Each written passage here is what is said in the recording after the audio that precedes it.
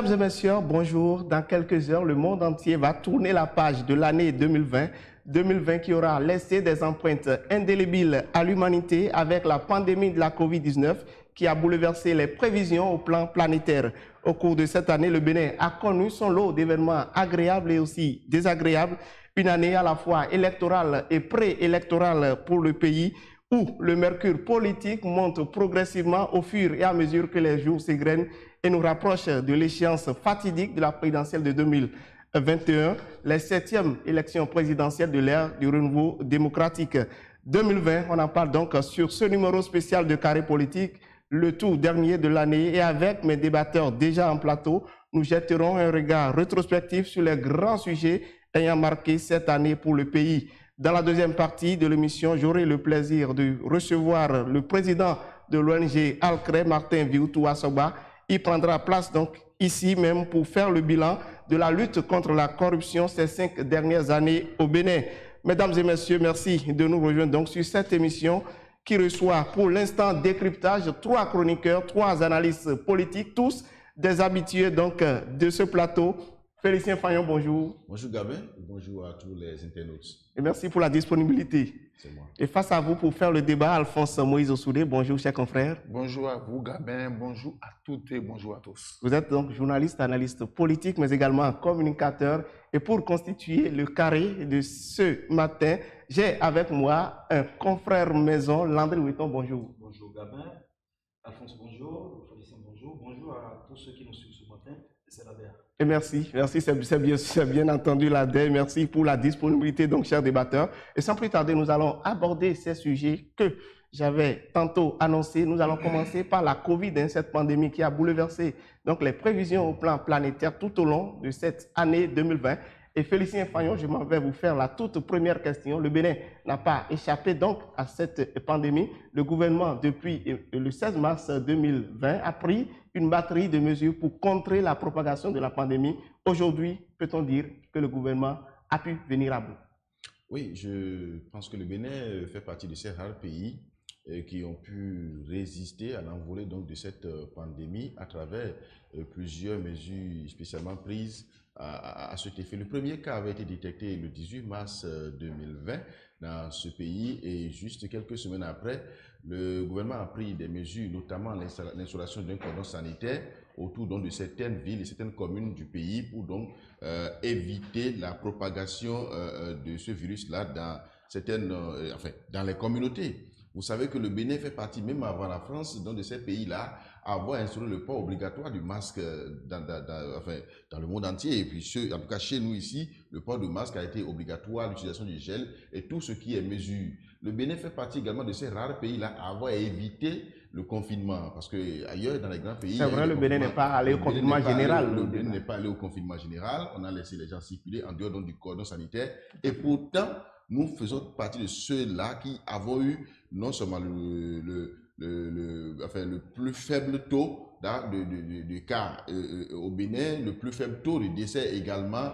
Et aujourd'hui, c'est vrai, les autorités n'ont pas encore levé les mesures, mais progressivement, les différentes mesures instaurées pour remédier à cette pandémie-là sont d'être levées progressivement. Et nous avons appris au Bénin aujourd'hui à vivre avec le coronavirus sans difficulté. Et Félicien Fayon parlait tantôt de taux. Aujourd'hui, c'est vrai qu'à la date du 19 décembre 2020, le Bénin a enregistré 62 cas actifs sur un total de 3167 cas de contamination, dont 3061 guéris et 44 décès. Alphonse Moïse Ossoudé, est-ce qu'on doit aujourd'hui se satisfaire de ces statistiques?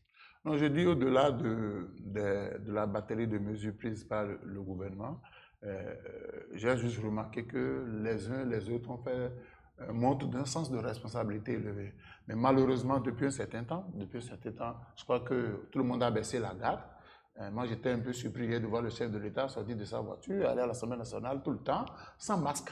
Sans masque. À l'Assemblée nationale? Oui, quand le chef de l'État a prononcé son discours, il n'avait pas son masque. Il n'avait pas son masque. Pourtant, on a rendu le port de masque obligatoire. Donc, j'aurais souhaité que l'on ne baisse pas les bras. Quand vous rentrez dans les quartiers, moi, j'ai traversé des villes du Bénin où je suis entré dans cette ville-là.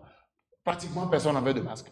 Pourtant, on est au Bénin. On est au Bénin, il y a des gens qui ont commencé, parce qu'on a dit qu'on est en train de contrôler la pandémie du coronavirus. Beaucoup ont baissé les bras. Vous allez dans les buvettes, on ne respecte plus la distanciation physique. Vous allez dans certaines églises, c'est la même chose. Donc, je voudrais que le gouvernement puisse redoubler d'ailleurs, parce que parfois on est têtu. Et quand on ne nous sanctionne pas, on ne prend pas la mesure des choses. Donc, je voudrais qu'on soit davantage vigilant. Ce n'est pas parce que le Bénin a fait exception, le taux ne monte pas comme dans les autres pays que les gens vont baisser les bras. Il faudrait qu'on reprenne avec les gestes. Vous allez aujourd'hui, entre-temps, vous voulez rentrer dans une pharmacie, on vous oblige à laver les mains. Dans un supermarché, on vous oblige à laver les mains. Mais aujourd'hui, il y a comme un relâchement. Il y a plus ce contrôle-là. Tout le monde a relâché. Donc, je voudrais que le gouvernement sensibilise davantage pour que nous ne puissions pas connaître le pays. Voilà, c'est vrai, hein, aujourd'hui, Landry Weton, il y a comme un relâchement au niveau des gestes barrières sur lesquels le gouvernement était presque pointilleux au départ. Lors du dernier Conseil des ministres, celui tenu le 23 décembre dernier, le gouvernement a même autorisé l'allègement de certaines mesures restrictives comme la reprise des activités culturelles et sportives. Est-ce qu'il faut dire que ces mesures sont judicieuses aujourd'hui? Je ne voudrais pas faire dans de l'alarmisme, comme le dirait l'autre, je ne voudrais pas me faire alarmiste. Pour faire plus simple ce matin, je suis totalement d'accord avec le développement des confrères ce matin. Et je voudrais aussi me rappeler que nous sommes dans un contexte où on ne doit pas forcément, je dirais, pas être rigoureux, mais on doit être regardant sur des principes. Parce qu'aujourd'hui, la Covid se fait un peu comme, je dirais, un phénomène qui nous emballe tous les jours, avec lequel nous devrons pouvoir vivre. On ne va pas s'arrêter de vivre. Vous rejoignez Félicien qui dit qu'il faut s'habituer. On n'a pas le choix s'accommoder avec le contexte.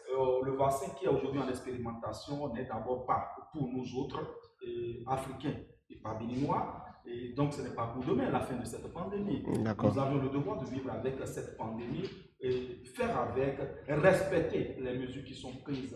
Et ce n'est pas nous qui l'avions créé ce virus. Et nous vivons les dommages collatéraux de ce virus. Et pour revenir un peu sur ce que Alphonse disait, ça me fait un peu marrer. Ce n'est pas le chef d'État qui n'a pas porté son masque. Ce n'est pas la première fois qu'on voit dans des circonstances aussi solennelles un chef d'État. Nous avions tous suivi ici les élections aux États-Unis où la campagne a été vraiment houleuse. Nous avions vu Joe Biden. Non, comparaison n'est pas raison. Non, comparaison n'est pas raison. Je crois qu'on ne va pas faire dans de l'enchevêtrement. C'est la dernière, Alphonse. On va se faire très sérieux.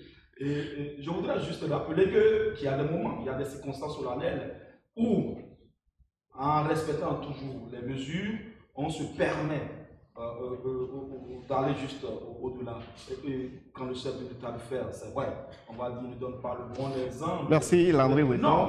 Toujours est-il qu'on n'est pas totalement à l'abri. C'est vrai que dans d'autres pays, les cas de contamination continuent d'augmenter. Et permettez qu'on évolue. Mais le taux de contamination aujourd'hui aux États-Unis n'est pas comparé avec ce que nous vivons au Bénin. Ce n'est pas une raison. Bon, les réalités ne sont pas les mêmes, c'est vrai. Les réalités ne sont pas les mêmes, mais et dans ces circonstances, je crois qu'on doit savoir raison garder et ne pas forcément trouver des pots sur la calvitie. D'accord, merci. Très rapidement, 2 secondes, Félicien Fayon. Il y a de ces situations exceptionnelles dans lesquelles on peut quand même ne pas porter de masque et ça ne pose pas de problème. Vous ne savez pas si le chef d'État, hier, avant d'entrer au sein de l'hémicycle, s'est fait tester. Vous ne savez pas si les ministres et tous ceux qui ont eu accès à l'hémicycle hier ont fait le test. Vous et moi qui sommes sur le plateau en ce moment, on n'a pas mis notre masque. C'est une situation exceptionnelle. Et donc, il faut quand même permettre d'accepter que le chef d'État, de façon exceptionnelle, pendant qu'il voulait s'adresser aux représentants de la nation. On présume, Félicien Fayon, que nous ne sommes pas porteurs de ce virus-là. Voilà. Dans tous les cas, on va évoluer dans cette émission et nous avons le deuxième sujet, l'élection communale de 2020. Et Alphonse Moïse Souré, sans transition, je vous demande, est-ce que cette élection-là a contribué à rehausser l'image du Bénin? Non. Je suis catégorique là-dessus. Parce que... Là, vous êtes péremptoire. Non, je ne suis pas péremptoire. Disons les choses clairement. C'est vrai qu'on est allé faire des élections municipales, des conseillers ont été élus, mais quand il s'agissait de désigner le premier d'entre eux, le plus capable d'entre eux pour diriger la commune ou la municipalité, on a nuitamment modifié la loi, on a désigné des gens, alors que, parce que vous avez 2 catégories de maires, des maires qui ont été régulièrement élus pas leurs compères, mais des maires qui ont été nommés ou désignés. Donc, moi, à mon avis, ça pose un problème. On devait donner la possibilité, si tant est que les partis sont bien organisés et que les membres des partis sont disciplinés, on ne devrait pas. Parce que, qu'ils vous souviennent que la modification de la loi est intervenue quand il y a eu blocage. Quand il y a eu blocage. S'il n'y avait pas eu blocage, parce que moi, j'ai deux catégories de maires. Oui. Des gens qui ont été régulièrement élus, ça je les félicite, et des gens qui, à la faveur d'une loi interprétative, ont été nommés. Et vous avez vu c'était pour débloquer une situation. Bon, donc je dis que une situation au niveau de la loi électorale, on ne va pas il faut que venir dans ce toujours que les élections ont été bien organisées. Il faut qu'au niveau des partis, nous avons parlé de la réforme du système partisan, il faut qu'au niveau des partis, qu'on sensibilise les membres des partis, qu'on les éduque. Parce que quand vous êtes dans un parti, vous avez l'obligation de respecter les principes et les normes qui régissent le parti. On n'a pas besoin d'une loi interprétative pour vous mettre au pas. Alphonse Moïse Soudé, on va compris le fond donc, de votre idée. Félicien Fagnon, est-ce qu'aujourd'hui, ça bouge à la tête de nos communes? Les élections du 17 mai ont contribué à mettre en place les maires quatrième maire de la décentralisation. Est-ce qu'aujourd'hui, vous avez le sentiment que ces maires font bouger réellement nos communes? Il y en a qui bougent. Il y en a qui ne bougent pas du tout. Et ça peut s'expliquer parce que Moïse Soudé vient de dire, et ceux qui peut-être ne se sont pas battus pour se faire élire maire et qui n'ont été nommés que par leur parti, c'est normal qu'ils ne fassent pas d'efforts comme on l'aurait souhaité. Si, par exemple, il y en avait qui avaient fait vraiment ce petit effort-là, ce gros effort, pour se faire élire maire, vraiment, je pense que la bataille aurait été autre chose. Il y a des communes aujourd'hui où, quand on fait le bilan, depuis mai, juin jusqu'à ce jour, rien n'a pratiquement bougé. Il faut être honnête, il faut dire la vérité. Et il y en a d'autres qui se cherchent encore. Des maires qui se cherchent encore, qui n'ont pas encore pu vraiment s'asseoir comme cela se doit. Est-ce qu'il n'y a pas un problème de vision? Non, il y a un problème de vision d'abord au niveau de ce maire lui-même, puis ensuite le parti qui l'a désigné. Et c'est pour ça que les partis qui travaillent déjà à former les militants, à former les élus, vous n'êtes pas sans savoir que quand on a fini les élections, l'Union progressiste a convié tous les élus à un atelier, à un séminaire. Le Bloc républicain a fait pareil. Je pense que FCB aussi a fait la même chose un peu plus tard. Et donc, c'est maintenant que nous sommes en train d'expérimenter effectivement la réforme du système partisan. Donc, nous sommes encore au début. Et c'est pour ça que les élections n'ont pas pu avoir lieu. Et actuellement, il y a eu des gens qui ont été nommés. Moïse Soudé l'a dit. Il y a qui ont été nommés. Mais moi, je voudrais au passage dire qu'il le fallait pour discipliner des gens. Et ça a réglé un problème aujourd'hui. Sinon, que le parrainage dont on parle aujourd'hui, des mecs pouvaient se lever et dire je parraine telle personne sans qu'il y ait aucune discipline à l'interne. On va y venir. Et donc, à la tête de certaines mairies, ça bouge, il y en a, ça dort encore. Et nous avons encore espoir, puisque ça ne fait pas encore un an, nous avons l'espoir que bientôt, ça va prendre. D'accord. Vous avez parlé tantôt de la réforme du système partisan. Et cette année, on a également assisté à un événement politique majeur. C'est l'enregistrement d'une formation politique de l'opposition, en l'occurrence les démocrates. Ce parti qui s'est finalement conformé à cette réforme du système partisan a obtenu son récépissé définitif. L'an peut-on dire que c'est une avancée pour notre démocratie? Que veut le peuple? C'est tout ce qu'on souhaite, que la règle soit fournie afin qu'on ait plus de combattants, qu'on ait plus de duels dans l'arène. Et hier, on le disait, ce n'était pas possible parce qu'il y avait trop de couacs. Il fallait lever un certain nombre de boucliers. Et je crois que cela a été fait. Le chef de l'État, lors de sa tournée, l'a dit et ça a été une réalité. Maintenant, passer cette étape de récépissé, il faut retrouver maintenant les parrains. Le parrainage reste encore une autre problématique pour ce parti qui a ma foi. Bien évidemment. Si les tests restent en l'état, ce parti n'a pas le quota exigé pour pouvoir trouver un candidat. Et que va-t-il se passer, comme le disent les Anglais au Tetsi? On attend que les regards sont tournés du côté de l'Assemblée nationale pour le 7 janvier prochain. C'est vrai, beaucoup d'appréhension, beaucoup d'inquiétude par rapport à ces élections. Les démocrates qui ont effectué une sortie médiatique très récemment, ils ont sorti une déclaration dans laquelle ils réclament un audit du fichier électoral, exigent également la suppression pure et simple du parrainage. Est-ce que, selon vous, on n'est pas en train de courir, Alphonse Moïse Soudé, vers une crise électorale? Non, moi je crois que tous les regards sont tournés vers la décision qui sera prise le 7 janvier. Pour nous dire est-ce qu'il faut maintenir ou il faut annuler le parrainage, on verra. On est suspendu à la décision de la Cour. Oui, mais je dis une chose, hein. c'est un peu dommage qu'on pense que l'obtention du récépissé par les démocrates, c'est un événement. Ce n'est pas un événement, c'est dans l'ordre normal des choses. On n'a pas à s'en réjouir autrement. Les gens avaient mis en cause la réforme du système partisan. Est-ce qu'aujourd'hui... C'est un parti politique qui a déposé son dossier, qui est passé par tous les filtres et finalement, on a sorti le document. Donc, c'est dans l'ordre normal des choses. On n'a pas à s'en réjouir pour dire, bon, c'est une avancée pour la démocratie. C'est dans l'ordre normal des choses que, comme parti, qui a déposé ce dossier, vous n'êtes pas sans savoir fait que les personnalités au sein de cette formation politique avaient des griefs contre la réforme du système partisan. Et finalement, ils se sont ravisés. Mais oui.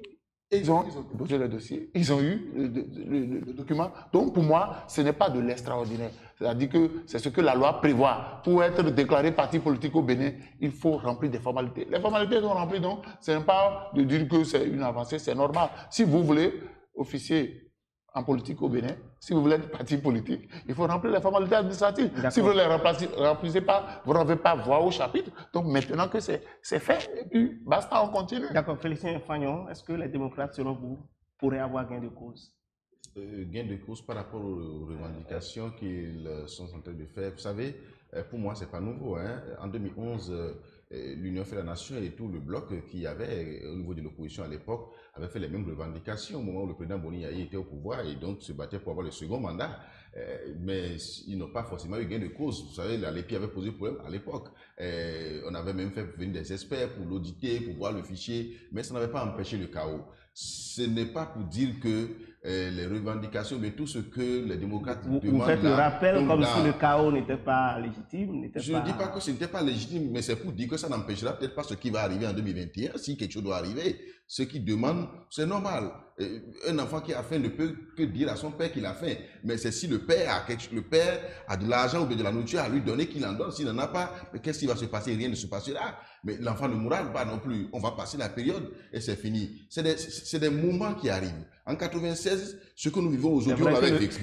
En 2011, on l'avait vécu. Et on est en train de le vivre en ce moment. C'est sûr que dans 10 ans, on va encore le vivre. Donc, c'est un phénomène normal, cyclique. Quand on est à pas. l'opposition, il y a de ces revendications qu'on fait. On n'a pas confiance à ceux qui sont là. On pense que le fichier électoral n'est pas fiable, n'est pas crédible, parce qu'on pense que c'est par là qu'on peut gagner ou qu'on peut ne pas gagner. Voilà. Donc, c'est normal. Mais pour moi, contrairement à ce que Moïse Soudi a dit, la naissance du parti, les démocrates, pour moi, est un événement. Événement en ce sens que ça vient renforcer la division au sein de l'opposition.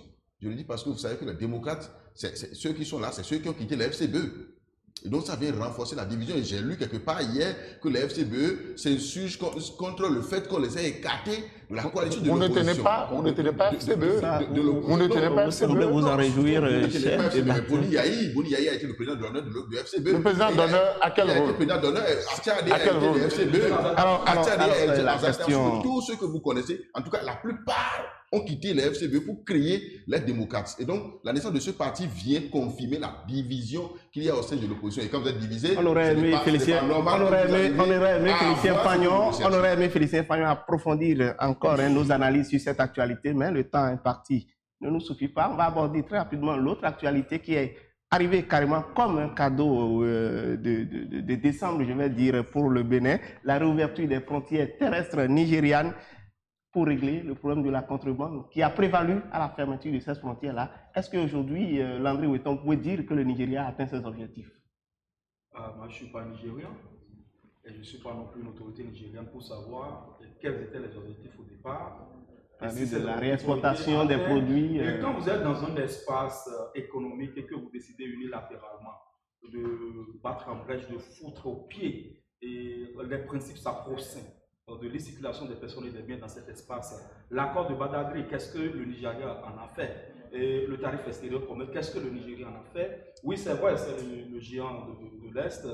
Tout le monde le dit. On se lève un beau matin, on décide unilatéralement de fermer ces frontières. On est à la barre de tout le monde. On ne va pas revenir sur ce feuilleton parce que cela a été autant douloureux pour les Nigériens que pour les Béninois. Mais je crois que dans cette histoire, les conséquences ont été partagées. Les Nigériens ont fait plus les frais.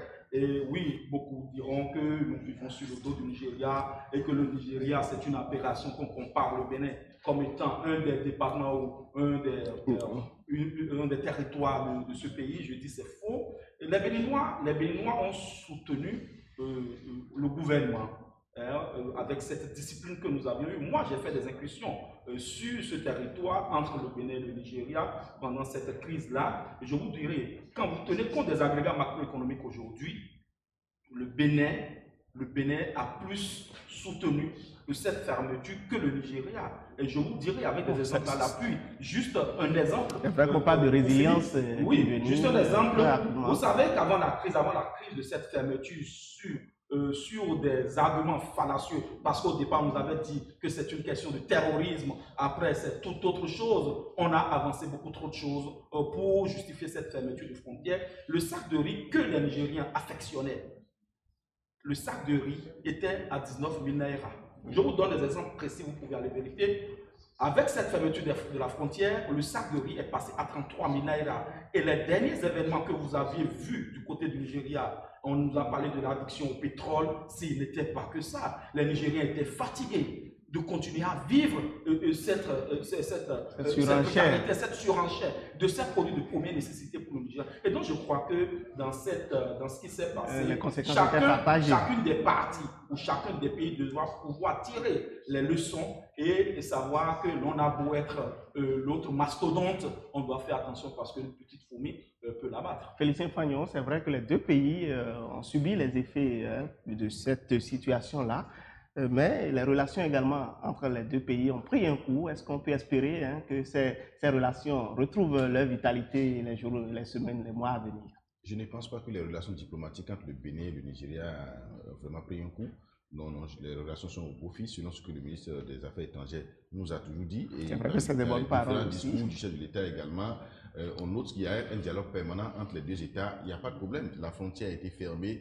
C'est certainement à cause de certains comportements, d'accord, des deux États, surtout l'État béninois. Il faut avouer, moi je vais vous surprendre, il faut avouer que le Bénin s'est montré un peu têtu face au respect donc, des accords qu'il y a entre les deux pour l'exploitation, sinon les transactions commerciales entre les deux pays. Notre pays s'est montré un peu têtu. Quand notre pays, ce n'est pas forcément le gouvernement, ce n'est pas forcément le chef d'État, mais c'est plutôt les acteurs, notamment la douane et tout ce qu'il faut. Mais le Nigeria a pris cette décision unilatérale de fermer ce qui n'est pas bon. Et le Nigeria aussi a mis du temps à rouvrir ses frontières, ce qui a fait que ça a renforcé le Bénin aujourd'hui parce qu'on s'est foutu pas mal du Bénin. Landry a donné l'exemple par exemple du riz qu'on vendait à 19 000 et qui est passé à 33 000 naira au Nigeria. Mais au fait, le Bénin ne gagne rien sur ce riz-là par exemple. C'est pour ça que la fermeture du Bénin, ça a profité, et des frontières plutôt, a profité à l'État béninois. Il y a des commerçants indélicats béninois. Pourtant, il y a eu des conséquences économiques. Il y a des commerçants le ministre du Développement là-bas sans payer des taxes ici. Ils déclaraient ce riz-là en transit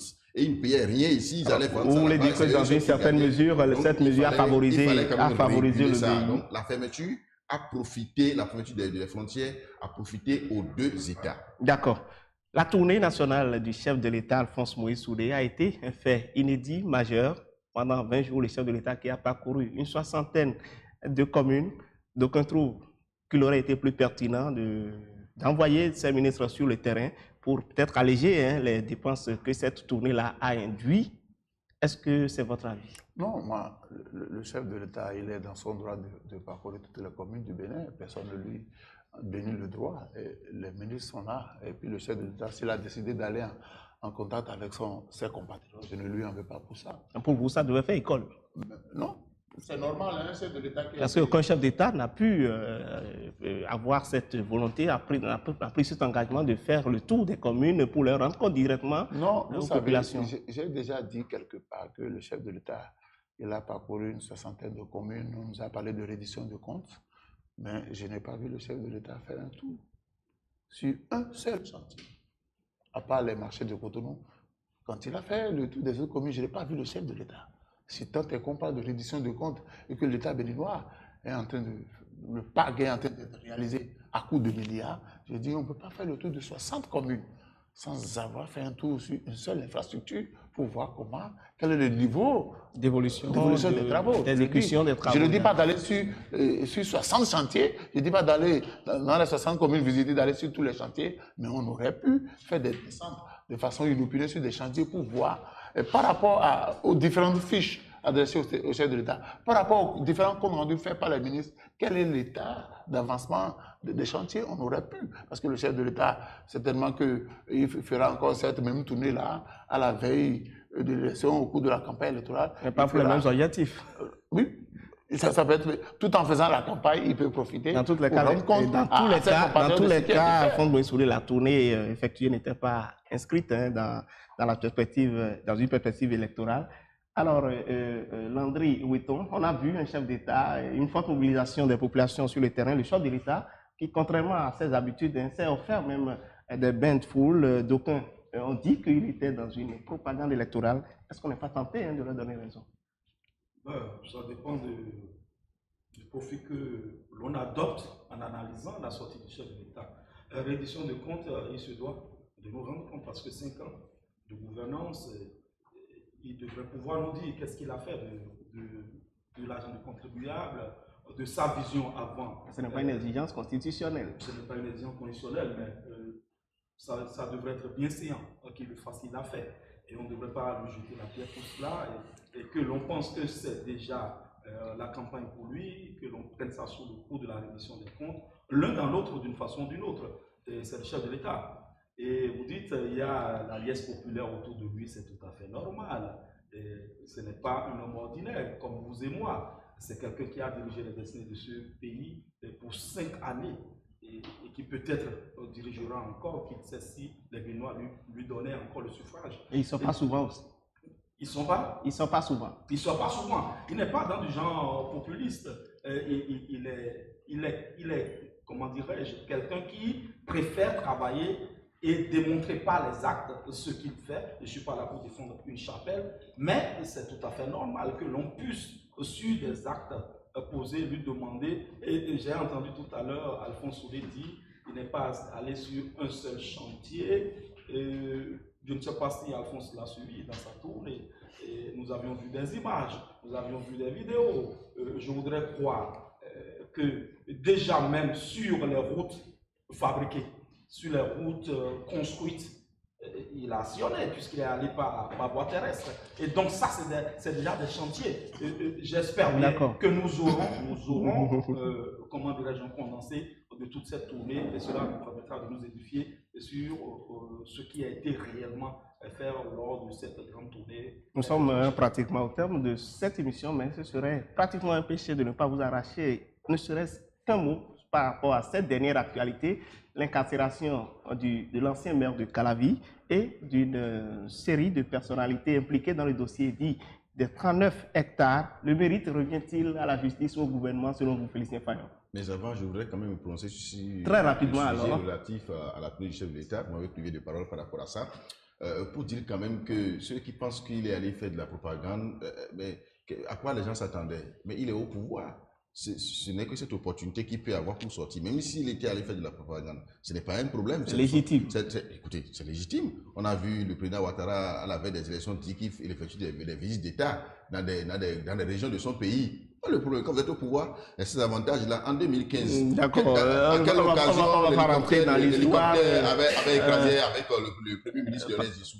C'est pas s'il faisait quoi? Et donc, il ne faut pas que des gens, peut-être... Donc, pour un homme politique, on ne va pas lui faire le procès. Et par rapport au dossier des 39 hectares. Le dossier des 39 hectares, je pense que c'est ça qui a mis aujourd'hui Calavi donc, sous les projecteurs. C'est la justice qui est en train de faire son travail. Il faudra, puisque le dossier est encore en instance, on ne doit pas tout c'est pour le 15 janvier prochain. Le commenter, mais il faut souhaiter qu'on aille jusqu'au bout. Souhaiter qu'on aille jusqu'au bout. Et que s'il y a encore des gens qui sont en liberté, mais qui sont impliqués, qu'on puisse quand même les prendre, que ce ne soit pas seulement le maire Bada. D'accord. Que la lumière soit faite dans ce dossier. Avait géré, tous ceux qui gèrent, et qui sont auteurs de prévarication, qu'ils sachent que le jour viendra où ils vont payer. Les deniers publics qui se retrouvent dans des poches privées, un jour, ils vont payer tous. Que ce soit ceux qui ont géré, ceux qui gèrent et ceux qui géreront. Si vous gérez mal l'argent du contribuable béninois, vous allez payer. Ça, c'est inéluctable. D'accord. La leçon qu'on tire de ce dossier, c'est que ceux qui sont aux affaires doivent faire attention dans leur gestion.